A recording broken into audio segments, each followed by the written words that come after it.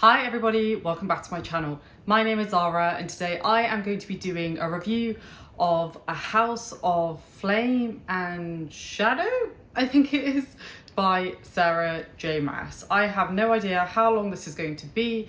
I have no idea even how I'm going to go about this, to be honest with you.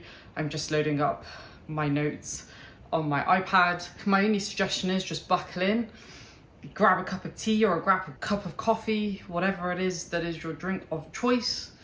I personally suggest a glass of water, keep hydrated, and yeah, let's just jump in. I think the way I'm going to go about this is similar to how I do my other rant reviews, where I kind of just go through my notes in the book and I will just kind of give my reflections as we go along. I think that structure works quite well. I am in a different setting today. My office is pretty cold, hence why I'm wearing a very thick jumper, but it's quite sunny in this room, so I thought I would come in here and actually film in here for the first time. And you can actually see my plants in the background, so it's always nice. All right, so maybe let's start with my high-level thoughts about this book. So this is the third book in the Crescent City series. From what I understand, Sarah J. Maas is planning to write more in this specific world with Bryce and Hunt.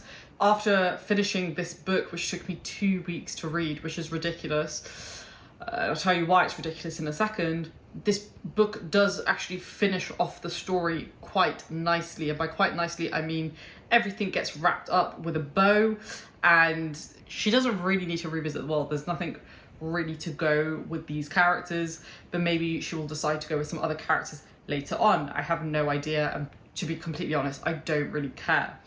So I wasn't planning to originally pick this up, but a very good friend of mine decided to buy it for me, and I thought, okay, fine, I will do it. People do tend to quite like my rant reviews. I just want to say nothing against the author, even though I do think she is very bad at writing. She used to be quite good. I just think the quality has gone down. I honestly would not be surprised if it came out that ChatGPT wrote this book, because it was bad. It was objectively badly written. And I will tell you why over the next probably 30, 40, maybe even 50 minutes. I don't know. But it was not good, folks. It is quite embarrassing, I think, that an author of this acclaim or level of acclaim is able to get away with publishing this drivel, because yeah, a lot of people I think could write a better book than this. Like, it was really, really not good. And I think with that in mind, let's just jump in. I'm just going to go through, like I said, my notes. I've got quite a lot. You're probably not going to be able to see on camera, but I've got a lot. I don't know if I will get to all of them, but I'm just going to kind of go through the ones that particularly stand out. If you haven't read this book yet, obviously do not keep watching unless you don't care about spoilers. There's going to be a lot of spoilers. I'm literally going to go through the book. So let's get started. So one of the things that is worth knowing is we do pretty much start from the ending of book 2. No time has really passed from what I can tell, and it really does pick up from where we end book 2, which I quite like. I do like it when there aren't any time jumps. I like it when a story picks straight up, feels like a continuous narrative. Now, I have issues with that for other reasons later, which I'll come on to later on, but one of the first things that we get fixated on from the start is Cormac. Now, Cormac is a character that Bryce was supposed to marry in the previous book, but neither of them wanted to actually get married to each other. Cormac is the son of some powerful lord, and I think he is friends with Bryce's dad, who is the Autumn King. And there was this whole ridiculous thread around them being forced to marry each other to let their, houses, their kingdoms flourish and live longer. Now, Cormac allegedly dies in book 2, but we never actually see a body, and we never actually get a real resolution to his death. It actually, when you read the bit of where he allegedly dies, it actually sounds like he winnowed out of the room. And the amount of times that Cormac's name gets mentioned in this book, for sure he is still alive. For sure he is still alive. Maybe he'll come up in one of the next ACOTAR books, maybe he'll come up in one of the future Crescent City books, but I guarantee you that Cormac is not dead. The reason why I can guarantee you this is because there is such a high amount of fixation on this character, more than when he was alive, bear in mind, that without a doubt we are going to get a reveal in a future book that he is alive. I kid you not, I think we got about 20 mentions of Cormac. I'm pretty sure we didn't even get that many mentions of him in the last book. Like, and bear in mind, he was one of the main POVs. It's nonsensical to me that we get so many mentions of this guy when he wasn't even that important of a character in the second book. He's gonna live. I'm just calling it right now. One noticeable shift that I saw from this book and the previous Crescent City books is that this book definitely employs a lot more sci-fi aspects to it. There is definitely a bit of sci-fi and fantasy blurring together in this specific series, the Crescent City series, but there is a lot more fixation in this book, and I don't know why. Like, I don't get why. There is this constant referencing to these kind of like hybrid mechanical suits that don't require like a human to be in them for them to be weaponized, like they're completely autonomous. The amount of fixation on it is just ridiculous because this series is not a sci-fi fantasy mashup series. It's never been positioned in that way. When you read the first book and the second book, there is no real, I don't know, acknowledgement of that, and yet it almost feels like sometimes we are reading a sci-fi book in this book, and it's such a weird shift that has no explanation as to why it happened. I don't get it, doesn't make sense, it's not consistent with the previous books. It's very random. Why put it in for literally no reason? The next thing we're going to talk about is Rune. Now, Rune is probably one of the few characters that I actually quite liked in this series. And by I quite liked, I mean I didn't absolutely detest or hate. But my gosh, Sarah really knows how to make you hate a character. She really does. That is something that she really excels at. Rune is Bryce's brother, and he is the kind of future of their house, I guess. And I really liked his character because I do really like the rebellious kind of son or daughter, and he definitely is that.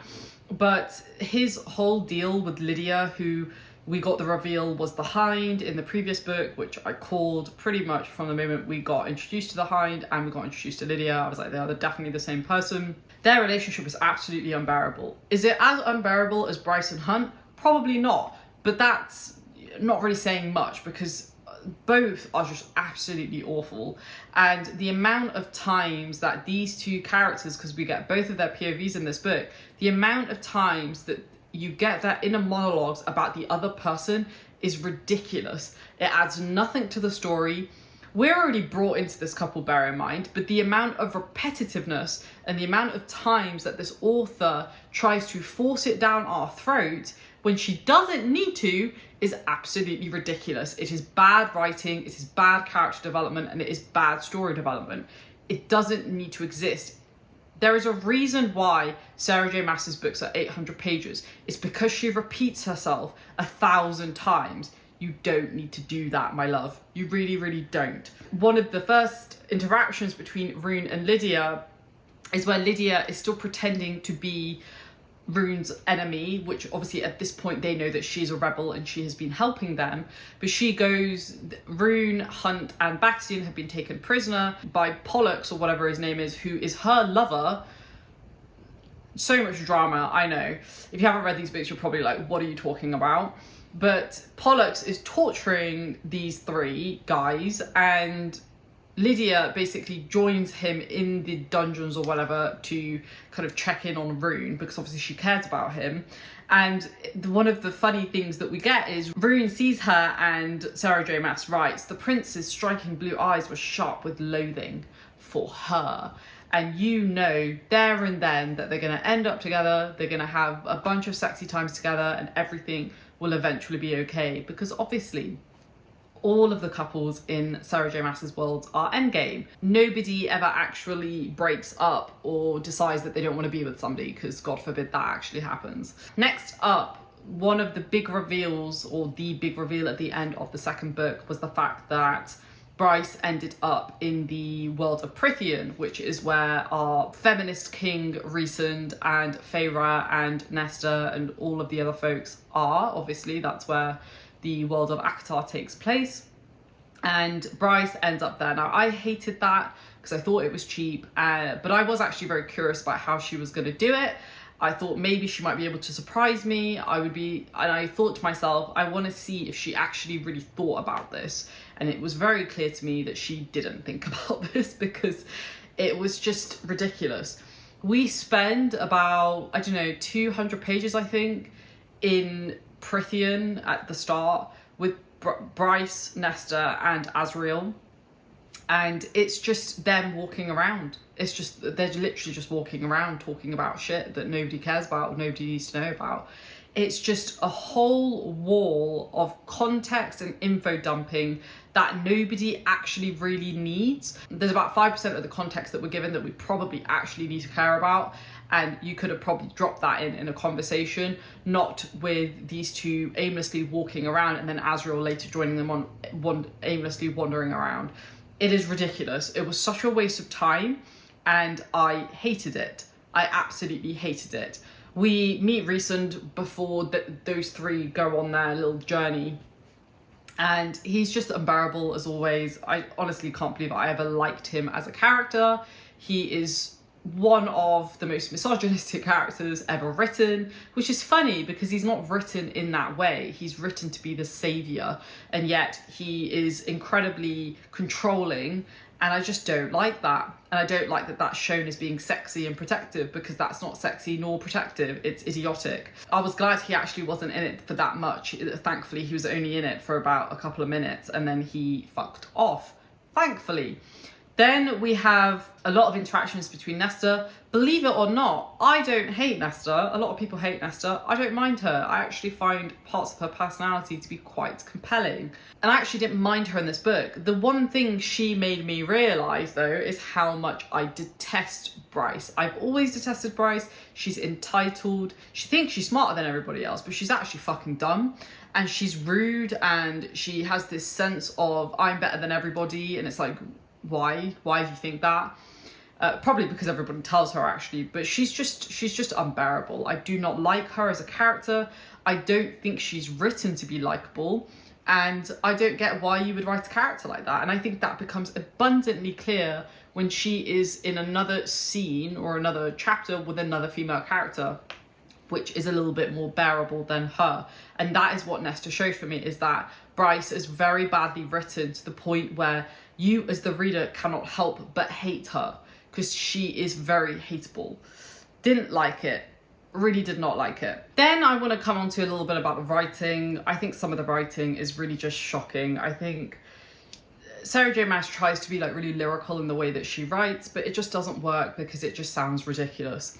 As an example, she says that Rhysand has a voice like midnight. What? What does that mean?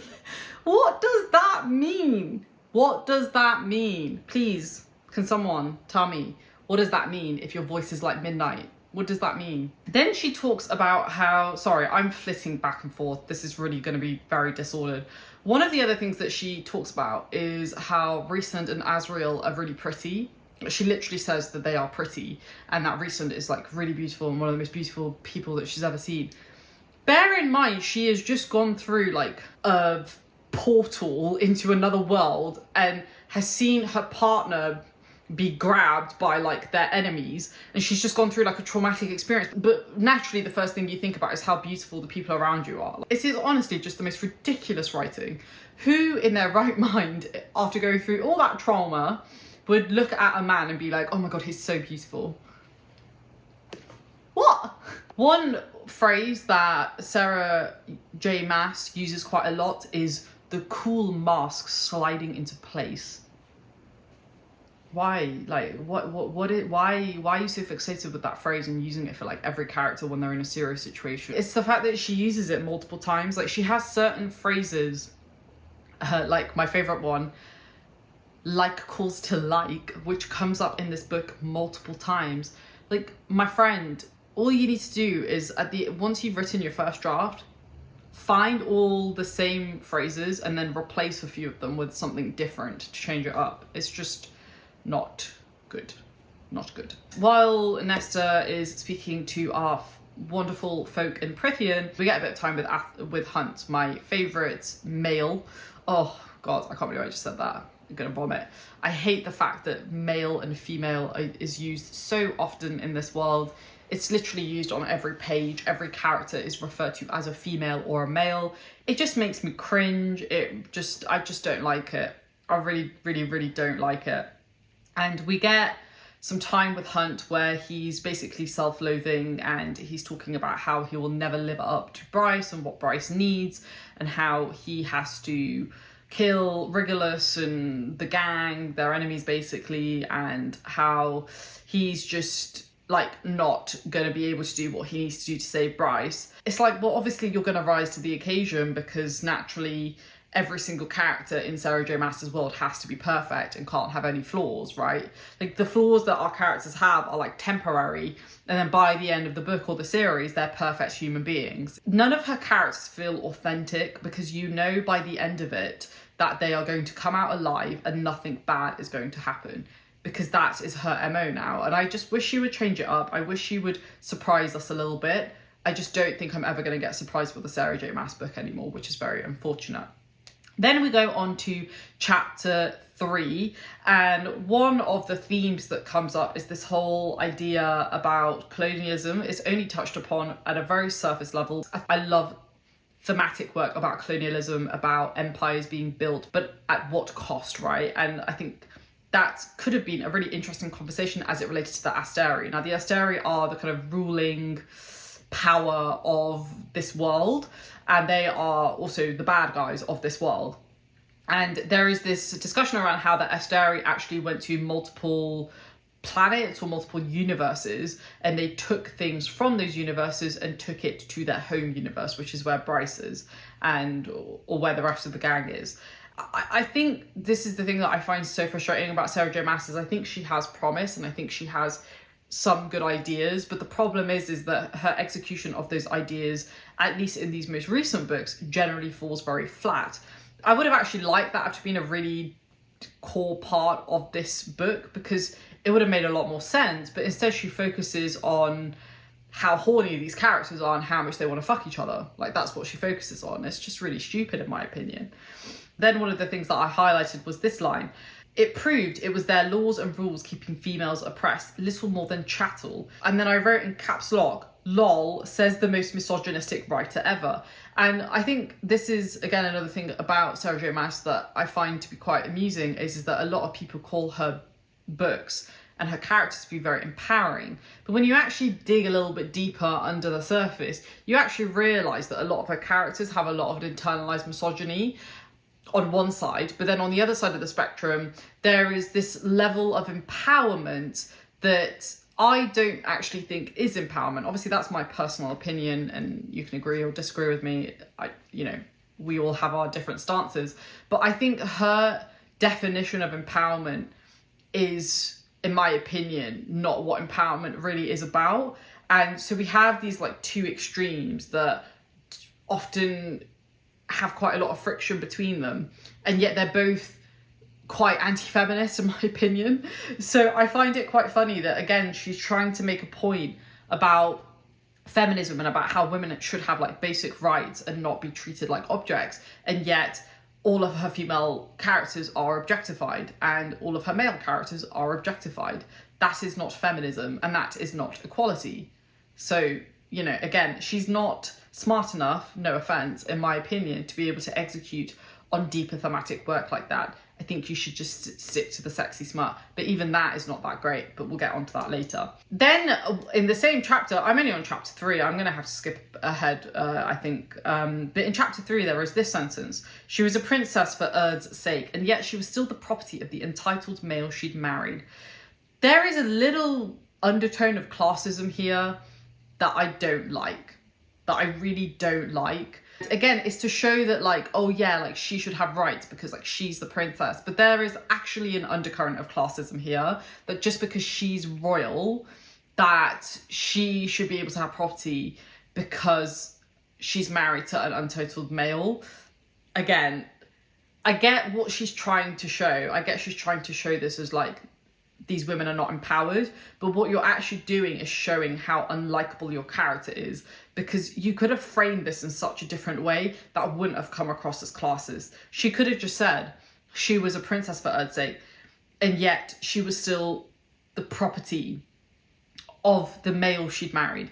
You don't have to specify that he's untitled. If he was titled, then would it be okay? Would that solve the problem? No. It's the fact that she specifies that he's untitled just makes me think that Bryce is a little bit classist. She's got the Holy Trinity then, hasn't she? Misogyny, sexism, and classism. Definitely a bit of racism as well, damn it. But I'm sure we'll come on to that a little bit later on. I might forget though, so please don't take my word for it. Anyway, let's move on, because I'm not even 10% into the book at this point. Chapter 4, we get, again, Hunt talking about Bryce. He says, Bryce was the entirety of his world, his mate, his wife, his princess. Ugh. Don't know why, it just makes me feeling really sick. He had little hope of leaving this place alive. Of course he is. Of course he's not going to die. Like, come on. Come on. She writes too much. She overwrites. Listen to this sentence. That it wasn't simply the idle studying of a bored royal who needed to feel more important in the grand scheme of things than he actually was. That sentence could be half the size that it is. Editor, where are you? Where are you? Do your job. Now let's move on. We get a whole storyline with Flynn and Ethan. Literally two of the most pointless characters. I quite liked Ethan in the first 2 books. Absolutely pointless in this book. Literally does nothing of actual usefulness. He's just a spare part. Flynn, even more so. What does he actually do in this book? It's just ridiculous. We don't need these characters. Come on. Do better. Then we progress forward. We're just going to skip ahead a bit. I just need to thingy this. Oh yeah, let's talk about Nesta. So we're looking at chapter 9 now. Silvered eyes. The amount of times that the phrase silvered eyes in relation to Nesta comes up is ridiculous.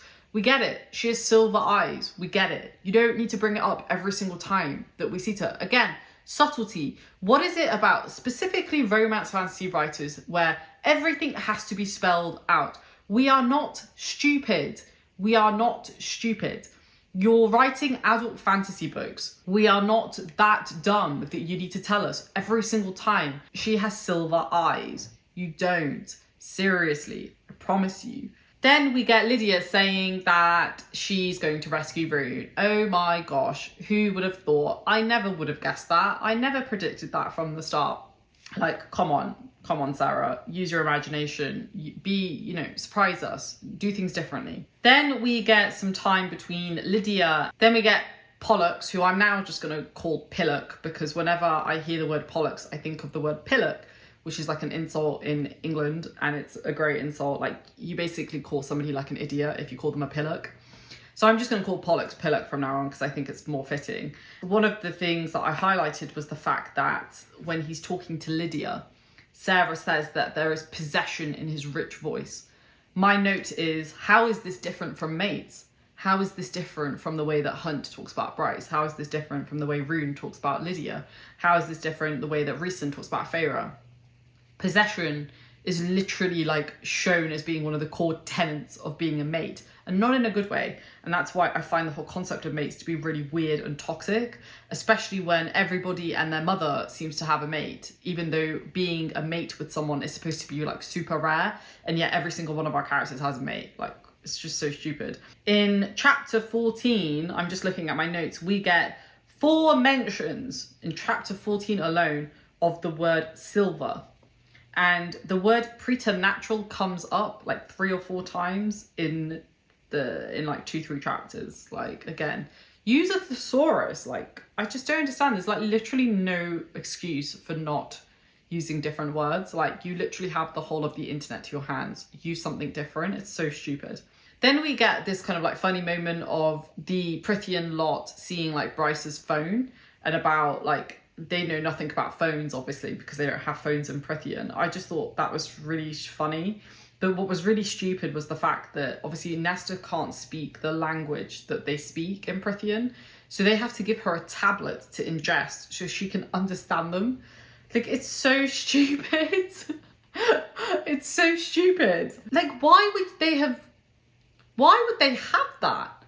Because they don't know that they can travel across different universes, right? So why would they even have that? It doesn't even make sense. Like, that is so stupid. We get more self-loathing from Hunt. It's absolutely unbearable. And then we get some introduction to some of the info dumping that helps us understand what is happening with within this world, and that's that we get introduced to a bunch of new characters who aren't alive at that moment in time.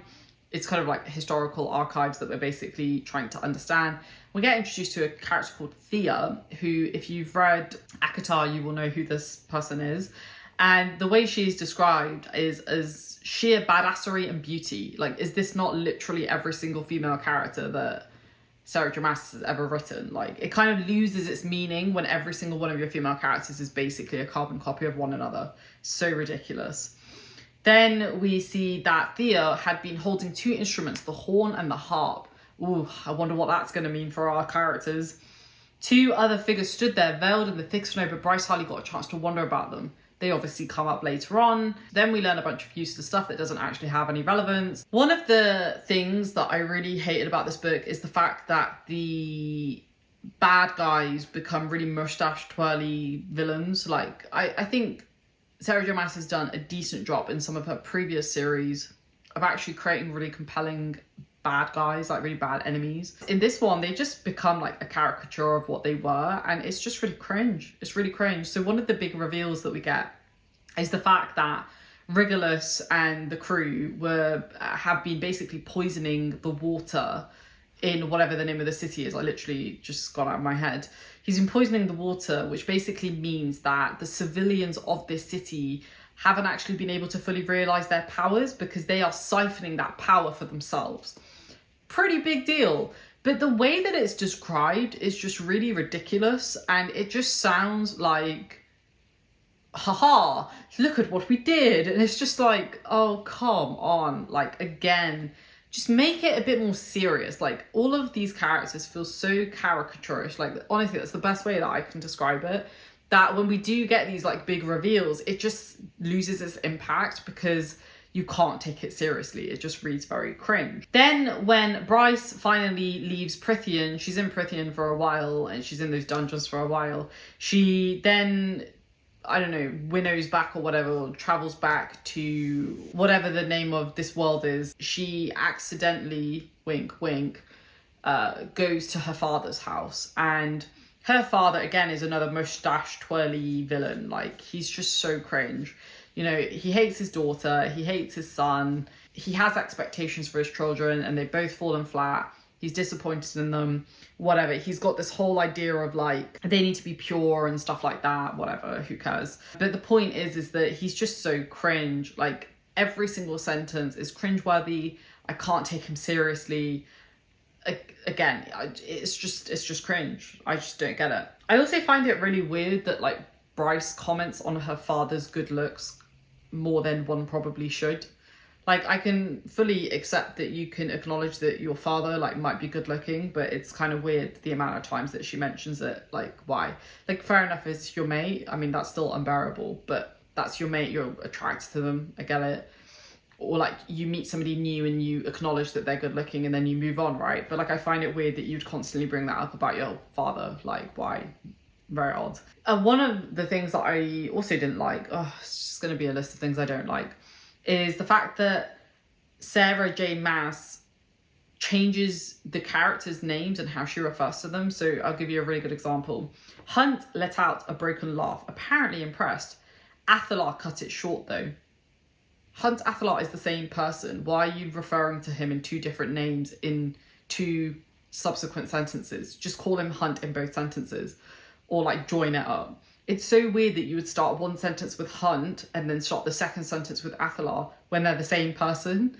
Why do that? Again, editor, where are you? What have you been doing? Lydia gets into some trouble. Obviously, she's not going to die because none of Sarah J. Maas's characters dies, at least the ones that matter.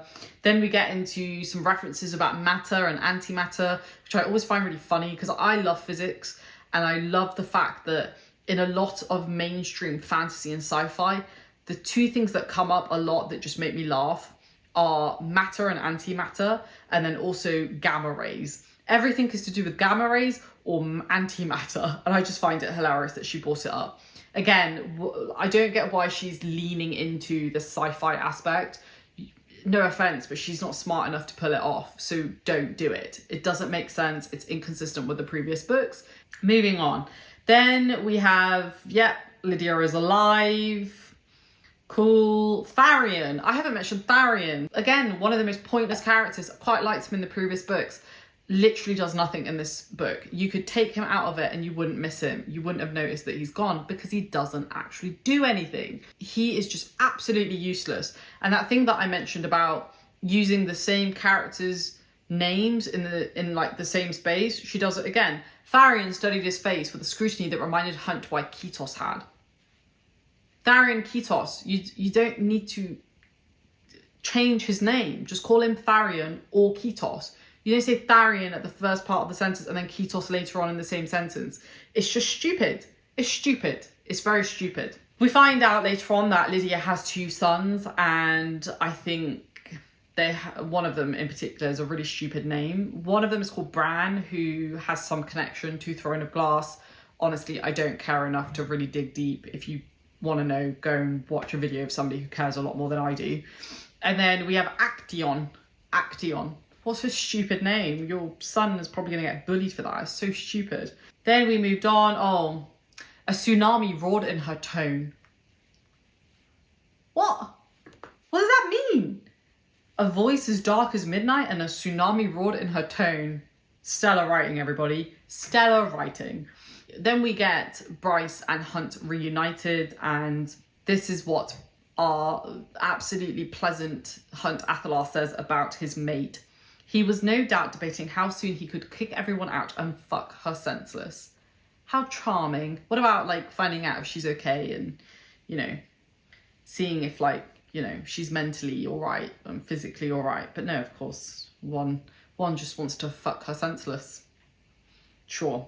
We get this really funny reference to Lydia wearing one of the ship's aquatic bodysuits that left nothing to the imagination. Just why? Why?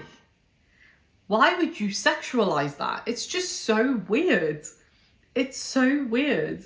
It's so weird. Then we get a bunch of time with Ethan. Again, nobody cares. He apparently has wolf hearing, which is meant to be amazing, and yet he can't make out who is on the other end of a phone call, which I just think is really stupid and doesn't make any sense. Then we get a bit of time with Baxian, which was actually a character that I really liked, and I think I quite liked him again in this book, but again, that's not really saying much because there's not much to like in this series, or in this book specifically. One of the things we get a lot of references to is about how if you have a mate and you lose that mate, it's worse than losing your soul. Like that's literally a quote from the book.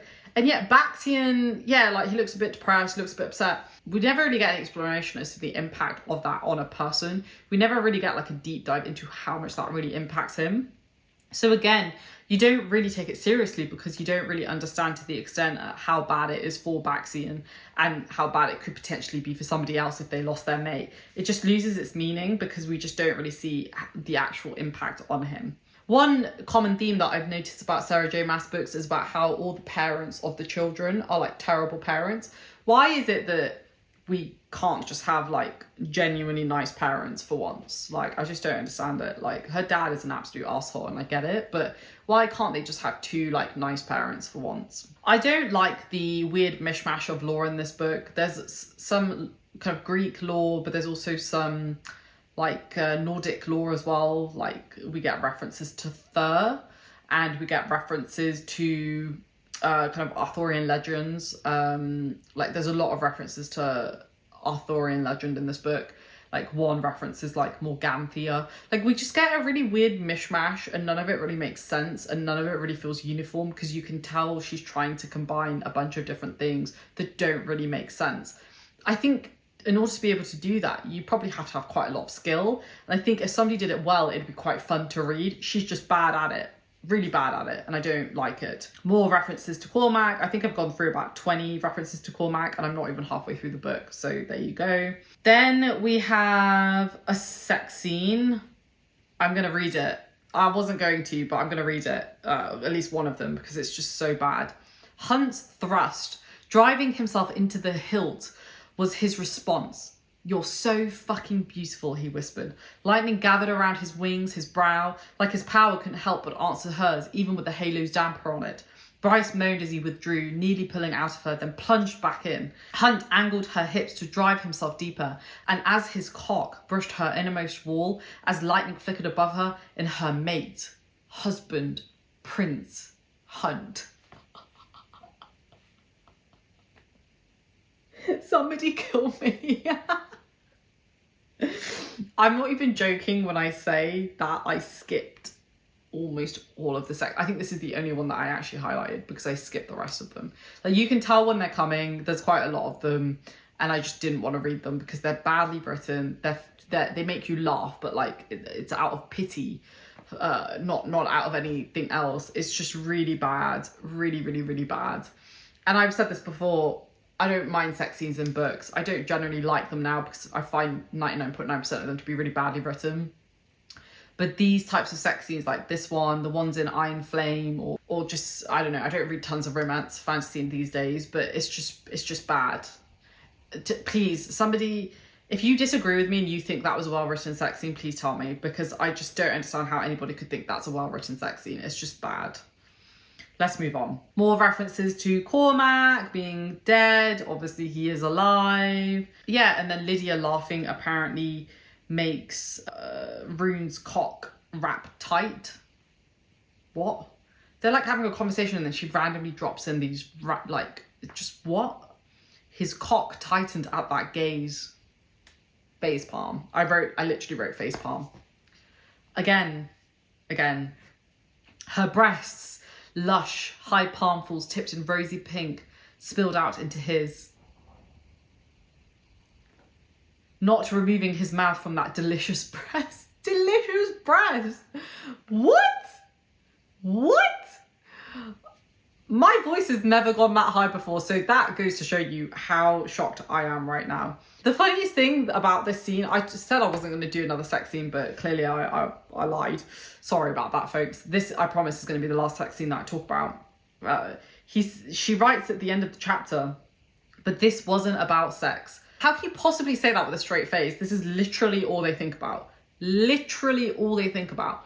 They never think about like their future together, about how much they value that person for like them as people. It's always about their looks and it's always about sex. Always. All right, I'm gonna definitely move on from sex now because I don't want to talk about it in this book. It's just so bad.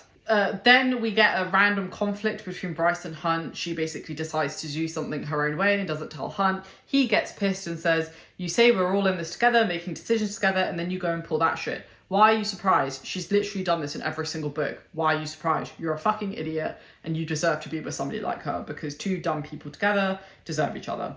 Then we continue on with this thread for a while. It's forced drama for the sake of drama. Doesn't add anything to the book. Why have it in there? One of the worst words that Sarah J. Maas created was the word alcohol. The amount of times it's said in this book, oh god, it's so cringe. So cringe.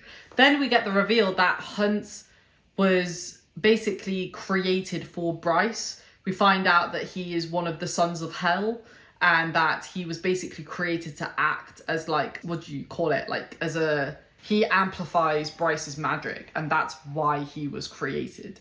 He was created for that express purpose for no other reason. And I thought that was quite an interesting twist. I just don't think it was done very well. I think the reveal was done really bad. And he basically meets Thanos or I don't know, I can't remember the guy's name, but it's basically Thanos. Like that was probably one of the only scenes that I actually enjoyed in this book. But then Thanos and his mate, I don't even remember his name, later, they just like disappear for a while and they come in when it's helpful and then they just fuck off again. Like, again, like, I don't get it, people. Like, I don't get how people can call this good. Like, it's really not. It's really, really not. I don't know what else I could say to convince you, apart from what I've already shared. But anyway, let's just keep going. I think we're getting to like the two-thirds of the way through. Oh, that's his name. Thanatos and Apollyon. There you go. I'm just going to call them Thanos and Apollo because I can't be bothered. Then we get, we get more stories about Hun. Adius comes in now then. I actually quite liked Adius in the previous books, but in this one he's just kind of pointless and doesn't really do anything that helpful. We get the Autumn King say, I'm going to teach you a new definition of pain. What are you, 12? I feel like that's what like a 12-year-old bully would say to another kid in the playground. I'm going to teach you a new definition of pain. Like, you think that sounds so edgy, but you actually sound really ridiculous. Like, you're a grown adult man with children. Like, grow up. Then we get more things about how Sarah J. Maas hates men, which is great. And then we get this cringy speech about how like the world shouldn't be divided into houses, but about, you know, uniting people and about uniting the world. Again, would have been quite an interesting theme to explore, but she just doesn't have the skill to do that properly. Then we get told that Bryce has a regal expression. What does that mean? What does it mean to have a regal expression? Do I have a regal expression right now? Tell me, do I have a regal expression? If I do, that's interesting because I don't know what a regal expression is. Moving on. Then we have Bryce saying that you'll know when it's too late to help us. How is that helpful? Absolutely ridiculous. She is stupid and annoying. Then we get a bunch of things about people feeling sorry for themselves. Literally nobody cares. We get some references to Danica in this book and about how she was onto some of the stuff about what the Asteri was doing. Great. She could have left some more clues though. That would have been helpful. We get this moment before the big showdown between the Asteri and Bryce and the crew, and she basically forces her mum and her stepdad to go to Prithian to stay with Nesta. One as collateral so that she can get the mask from Nesta so that she can use that against the Asteri, but also in case everything goes to shit and this, you know, Crescent City world blows up, her parents are safe. I just find it really funny that like Nesta basically gets really close with her parents, which we find out at the end of the book. Thought that was quite touching. Apparently that is one of the extra chapters in one of the limited edition books. Again, I don't care enough to actually go find that chapter.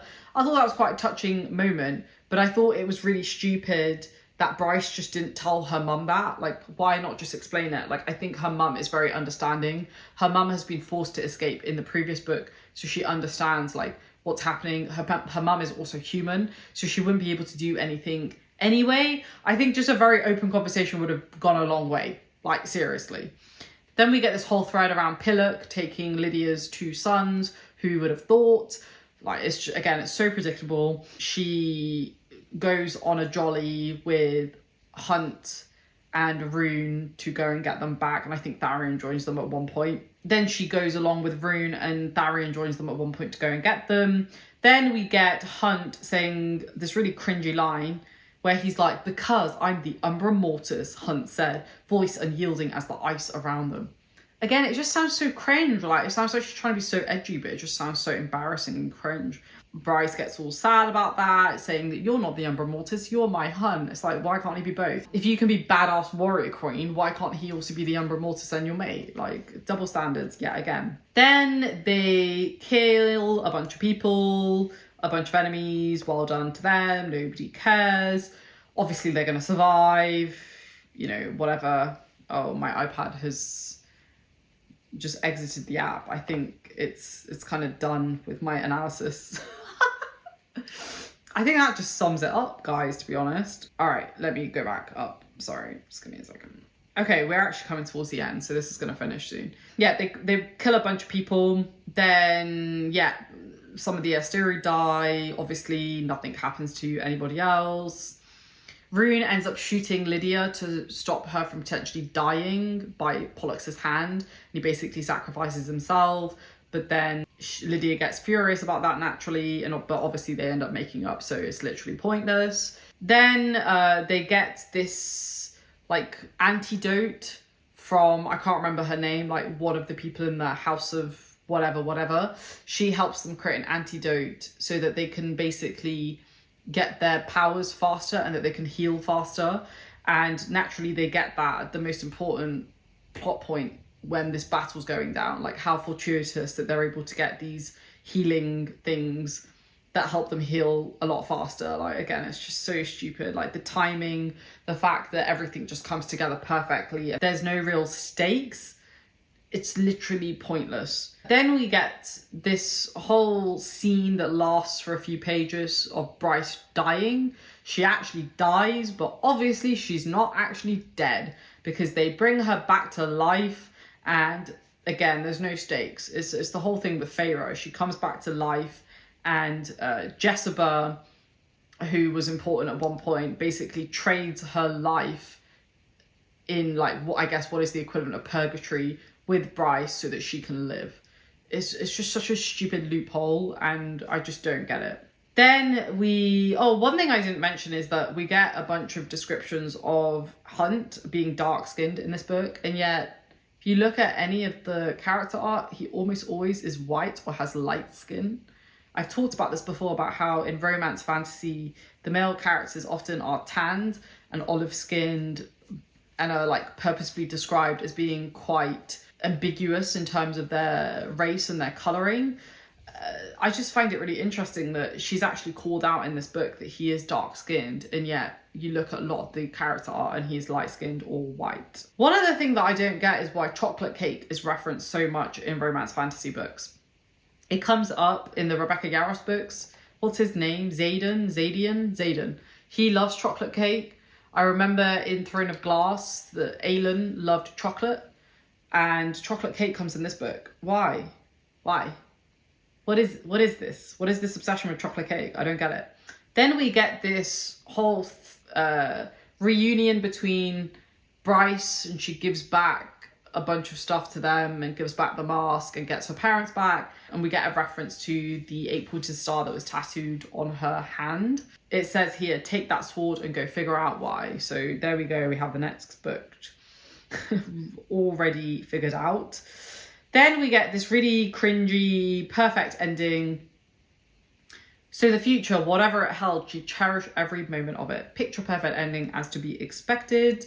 Then she becomes queen, and as queen, she dilutes all the houses and basically says she wants to create a democracy. Shock, who would have thought?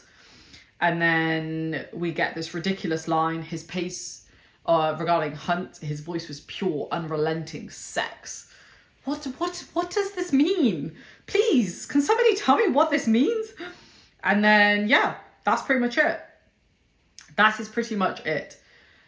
I'll read you the last couple of lines. There was an angel in her office and a Pegasus heard on Evelyn. Oh yeah, the Pegasus, I don't know, what's the multiple of Pegasus? Come back, great. And the Asteri were gone and the dead were free. And though she knew there was work to do to heal Midgard, the world was out there. Life was out there. And that's it. That's it. We go through this 800-page book, or 1,000-page book, to learn what? Like, what is the point? Like, this could have been a 250, 300-page book, bish, bash, bosh, get it done. It was a waste of time. My critiques are the same as always. Too much repeating of things, too much predictability, no stakes, characters are badly written, the pacing is really bad. Everything just ends too perfectly. The writing is poor, like everything just is bad, guys. And I'm not saying this because I don't like Sarah J. Maas. I don't really care about her personally on an individual level. I literally couldn't give a rat's ass about this person. But what I don't like is when I see book has got like a 4.6 or a 4.7 stars on Goodreads, which is just, it's absurd. It's absurd.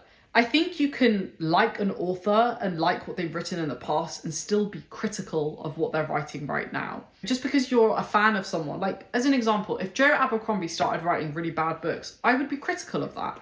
I would say, look, I love his other series. Hopefully that will never happen, but There is always the potential that your favourite author, you know, for one reason or another, might end up writing something that you don't like, or write something that is objectively badly written, and you can still be critical of that thing while still respecting them and respect what they do, right? And I just find that with people like Sarah J Maas, there is this insane kind of, people turn a blind eye to her because of the fact that they love ACOTAR and maybe parts of Throne of Glass. And I just think that's really silly. And I think we need to hold authors to account. And I think just like you would hold anybody else to account, if you were watching a TV series and the TV series took a nosedive, you're going to be critical of that. It's the same with this. It's the same with if you have a favourite musician and their music takes a real nosedive, you would probably stop listening to them, or you would at least be fairly critical of them. You can still be a fan whilst being critical, and that is the one thing I really don't like about her fandom, is that it's ride or die and there's no room for criticism, even though it is very warranted. I've said this before, I've been a fan of her books in the past. This is just bad. It's not well written. An editor needed to be editing, and she needs to take a pause and actually be more thoughtful in her writing. If she genuinely came back with the next ACOTAR book with something that was thoughtful, that like addressed all of these issues, I would be the first person to raise my hand and say, you know what, fair play to you. I respect that. You took us seriously, you listened to us, and you did good. But I just don't buy it. I don't think she's going to do that because she's got a free pass now. She's a famous, very popular author, and she can write whatever she wants because she knows it's going to sell. And I think that's really sad. I really do. And I just find it quite shocking that this is getting so many rave reviews, that people are happy with this, because it's bad. Like, even as a fan, like I've seen some reviews from fans, they're disappointed. And rightly so, but more people need to be speaking up about it. I feel like this book took me 2 weeks to read, and that was partially because I was traveling, but there was no moments where I wanted to pick it up. I don't think I'm going to read any more Sarah J Maas. I might read the next ACOTAR book purely because there is one character that I really like in that series. And if the book ends up being about that character, I will definitely read it. But I just really hope, even though I know in my heart she won't do it, I just hope that she will be a bit more thoughtful and like really actually introduce some stakes and like really develop her characters, because what was written in this was just really not that good. It was really, really not good. And we need to hold people to account for this. I feel pretty deflated because I just don't understand how this keeps happening. It keeps happening. And we should be holding people to account. If not her personally, then the publisher. Because they play a big role in this too. They're letting this happen. They're enabling that behaviour. It's just gross, guys. I feel quite sick about it, because I then read books that have like 20 reviews on Goodreads and they are just objectively better written books. Anyway, I'm preaching to the choir now, I'm sure. So there we have it. Yeah, not much really happens. They destroy, the real crux of it is that they're trying to destroy the Asteri. They do that. We find out a bunch of random shit. Lydia has connections to the Throne of Glass world. I think she's related to Aelin somehow. Great.